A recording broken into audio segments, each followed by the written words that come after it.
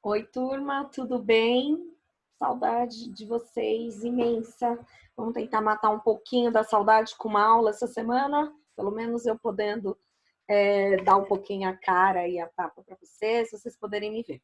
Bem, para a aula dessa semana, nós vamos dar continuidade com os slides que eu passei semana passada para vocês, que vocês receberam via Agenda Edu, só que com algumas alterações. Por quê? Para falar um pouco de gêneros literários, eu espero que vocês tenham lido, tenham compreendido, tá? Tenham até buscado mais informações, caso que eu passei tenha sido pouco, ou da apostila também. Mas eu estou acrescentando o livro Romanceiro da Inconfidência, da Cecília Meirelles, que foi o que eu pedi para que vocês fizessem como trabalho, tá? O trabalho era para ser sobre ele. Então, aqui, a parte da apostila, que está o nosso conteúdo, capítulo 4, páginas 29 a 57. São os módulos 7, 8 e 9, tá? Então, vamos lá. Só para relembrar um pouquinho, a gente já tinha falado de gêneros literários em aula anterior, em conteúdo também anterior da apostila, só que a gente falou só da origem dos gêneros literários, lá da Grécia Antiga, com Platão, Aristóteles, que eles foram definindo os gêneros que eram utilizados na época. Lembram-se? Eram gêneros lírico, épico e dramático. Aqui, nesse capítulo da apostila, ele traz um pouco mais para a gente. Ele retoma, sim, a questão da épica, do épico, só que ele vai trazer a questão da narrativa, não ficando somente nos grandes épicos, com grandes feitos, tá? Mas a questão dos elementos da narrativa. E aí, aqui, os elementos da narrativa, que vocês já conhecem super bem, por conta das aulas de produção textual que tiveram até o momento, tá? Que vocês tiveram no Ensino Fundamental 2. Então, aqui até o desenho do pente, não sei se vocês entenderam, é porque a gente tem lá uma dicasinha para guardar os elementos da narrativa, ó. Personagem, espaço, narrador, tempo, enredo. Isso pode ser besta para alguns, mas sempre ajuda alguém, tá? Então, por isso que eu acabei mantendo a dica aqui para vocês. Dentro desses elementos da narrativa, o que mais me interessa, que eu espero que vocês tenham compreendido, é a questão da diferença das personagens, que é o que eu pedi no trabalho, para que vocês tentem identificar na obra da Cecília, no Romanceiro da Inconfidência, se há personagens planas ou redondas ou ainda esféricas, tá? O que seria isso? Personagens planas, aquelas personagens que são rasas, superficiais, tá? Não tem um aprofundamento dela. Ela só aparece ali sem muita pegada, tá? Enquanto a personagem redonda ou esférica, ela é mais complexa. Não é aquela personagemzinha lá, água com açúcar que aparece. Não, ela vai ter um aprofundamento psicológico, ela é mais complexa, ela é mais densa, ela é mais pesada, tá? Então, aqui, o que a gente precisa saber analisar? A gente precisa saber identificar esse tipo de personagem. É lógico que a gente está começando a ver isso agora, em um momento também que estamos um pouco distantes, então não se preocupem, porque eu retomo isso com vocês mais para frente. A cada livro que a gente lê, cada obra que a gente estudar, a gente vai resgatar isso aqui, ok? Ação e enredo todo mundo já conhece bem. Tempo, esse é o outro ponto que eu queria dar uma ênfase com vocês. Porque até então, vocês falavam muito de tempo, quanto tempo durou a história ou quando aconteceu. Ok, isso é importante. Só que para nós aqui, é mais importante também perceber que quando a gente fala de tempo, o autor da obra, ele pode estar vinculando a questão histórica de quando aconteceu. É o caso do Romanceiro da Inconfidência, que a Cecília pega a história do Brasil, da época dos Inconfidentes. Então, a Inconfidência Mineira, isso é muito forte, tá? Ela se baseia nisso, aliás. E a gente também pode ter a questão de deslocamentos temporais. Como assim? De repente, eu faço um flashback. Eu tô lá no momento lá do século XXI e volto no tempo para contar um negócio lá do século XVIII. Ou não precisa ser tanto assim, um flashback. Tô contando um negócio da minha vida hoje, aos 40 anos, e faço uma pausa e retomo uma coisa que aconteceu há 10 anos, tá bom? E a gente tem outros tantos mais, tá? Mas a gente vai falando disso aos poucos. Questão do espaço na obra, super importante. Aliás, até antecipando algo que vai aparecer em um slide mais para frente, quando eu falo do Romanceiro da Inconfidência mesmo, o espaço ali ocorre por quê? Principalmente Ouro Preto, porque a Cecília vai fazer uma visita até a cidade de Ouro Preto, a trabalho, aliás, ela era jornalista, e se encanta pela cidade, não só se encanta pela cidade. Ela conta em alguns relatos que é como se ela estivesse ouvindo, assim, as pedras do chão, cada igreja que ela entrava, cada local que ela entrava, eles dizendo: escreve sobre a gente, faça um poema sobre nós, faça um poema sobre a história do Brasil. Gente, isso é incrível, é muito, muito forte. Então, se imagine no lugar dela, tá? A questão de narrador também você já conhece, então não vou ficar presa nisso, também não vou ficar presa muito falando nos épicos, tá? Na questão do texto épico, só para detalhar, porque a gente já tinha falado anteriormente, aqui do épico surgiram muitos outros, como eu detalho aqui para vocês, né? Os próprios poemas épicos, mas veio o romance, que não é história de amor, não esqueçam, mas é uma narrativa mais extensa, minuciosa. As novelas. Ah, novela, como a gente assistir na TV? Não, não é a novela da TV. Mas o termo novela da TV também veio daí, porque é uma narrativa, sabe, muito maior, predominam ações das personagens. Então, a gente vai ver depois, quando nós estudarmos as novelas de cavalaria, eu retomo isso com vocês, tá bom?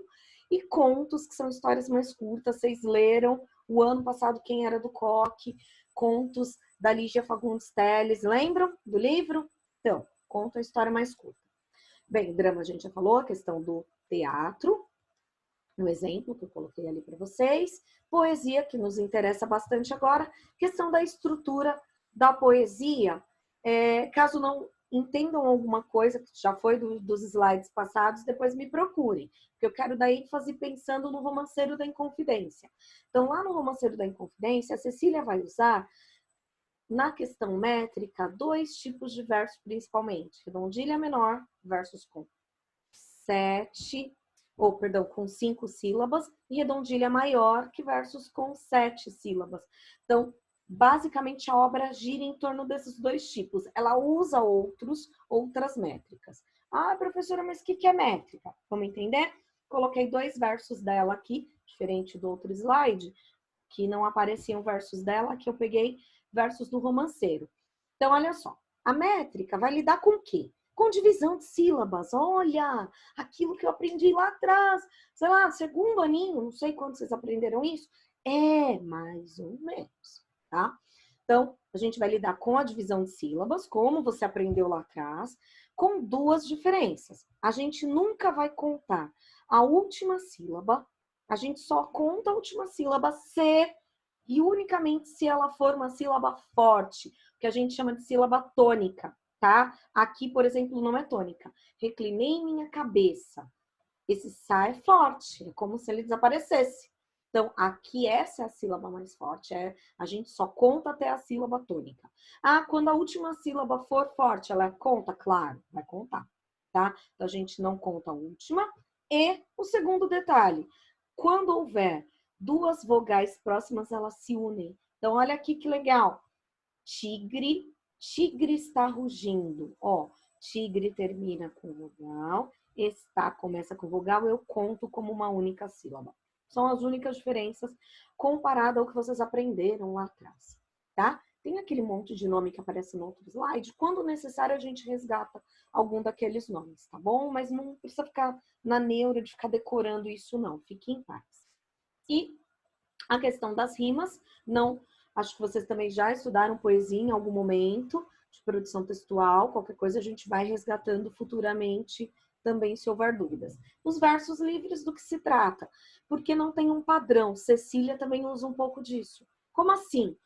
Há estrofes inteiras do livro dela, deixa eu pegar o livro aqui, em que ela usa, se você for olhar, sempre a mesma métrica. Então, se eu abro lá o livro, olha só, se você tiver com o seu aí, abre ele. Você repara que são, assim, os versos têm quase todos o mesmo tamanho. Ó, sem nem precisar fazer a divisão de sílaba, você percebe isso. E quando você for fazer a divisão, você vai reparar, olha, quase tudo tem 7, ou quase tudo tem 5. O verso livre já vai ser o oposto disso. Ó, cada verso tem um tamanho, tá vendo? Não precisa nem dividir para reparar isso. Eles são irregulares, tá bom? Por isso, livre. Há uma liberdade do poeta de escrever. Então, isso era o que eu precisava retomar dos slides da semana passada, para relembrar com vocês um pouquinho, para deixar uma ênfase por conta da obra da Cecília. A gente vai estudar essa obra ao longo do ano, porque é um livro, além de ser um livro da FUVEST, é um livro muito importante, porque a gente vai estudar depois barroco, arcadismo, vamos ver muitos autores de Minas, e a gente vai retomar a obra dela. Então, nesse primeiro momento, o trabalho que eu pedi para vocês era um trabalho mais simples, um trabalho assim de uma leitura talvez que vocês nem tenham concluído do livro como um todo, ok? Continuem fazendo, tá? Nossa meta para esse período de quarentena, fazer a leitura do livro na íntegra, tá? Para toda vez que a gente tiver que resgatar algum trecho, você falar, eu lembro disso, tá bom? Mas o mais importante daqui é a gente resgatar para nós o quê? Que a Cecília, pensando no que a gente viu agora, do conteúdo nosso da apostila, nessa obra, olha que incrível, ela resgata elementos de todos os gêneros. Ela resgata dramático, porque tem vários momentos que você consegue, inclusive, encenar. Você consegue pegar trechos e jogar aí, fazer como se fosse uma peça. Uma ideia para a gente trabalhar futuramente. Mas volta aqui, foco. A gente também tem a questão do épico, porque em vários momentos ela traz grandes feitos, histórias narradas, e o lírico tem sentimento. Então, ela trabalha com tudo isso, é uma obra riquíssima, e ela vai trazer o gênero romanceiro, que é coleção de poesias ou canções de caráter popular lá da Idade Média. Olha que incrível que ela faz. Uma escritora fazer isso no século XX. Aqui no Brasil, quando a gente está vivendo modernismo, quando a gente está vivendo liberdade artística, era o que os escritores mais queriam, ela resgata lá de trás. Ela está no momento mais centrado da poesia. E a gente também vai falar um pouco melhor sobre isso futuramente, tá? Cada parte tem o nome de um romance, tá? Ou seja, de uma história que ela quer trazer para a gente. Então, a cada parte a gente tem um romance sendo contado. São no total aí 85 romances. E aqui eu repito, tá no slide algo que eu falei agora há pouquinho para vocês, a questão da métrica dela. E, por ser uma autora moderna, também usa um pouco versos às vezes mais curtos e até versos livres, tá? Em outros momentos ela já vai usar decassílabos, ela vai usar versos mais extensos. Com relação às rimas, ela vai usar tanto imperfeitas, como assim imperfeitas? Olha só, são rimas que são parecidas, são semelhantes os sons, não são idênticos. Ou perfeitas porque os sons são idênticos. E depois a gente retoma também essa questão da rima, porque em outros poemas a gente vai ter algo um pouquinho diferente, tá? Aqui o texto que eu coloquei para a atividade que eu pedi para vocês, tá bom? É um trechinho, não vai dar tempo de ler.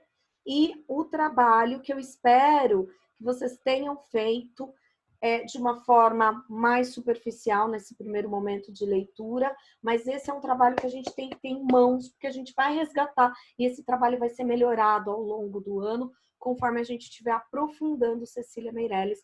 E eu pretendo fazer outros vídeos, mesmo fora de quarentena, tá?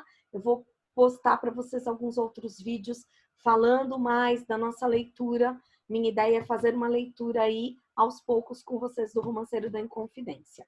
E para essa semana, coloquei algumas atividades tranquilas da apostila. Ufa! Pouca lição? Sim. Só que a gente tem que dar continuidade com a leitura do nosso livro, tá bom? Beijo grande, saudades de vocês. A gente vai se falando.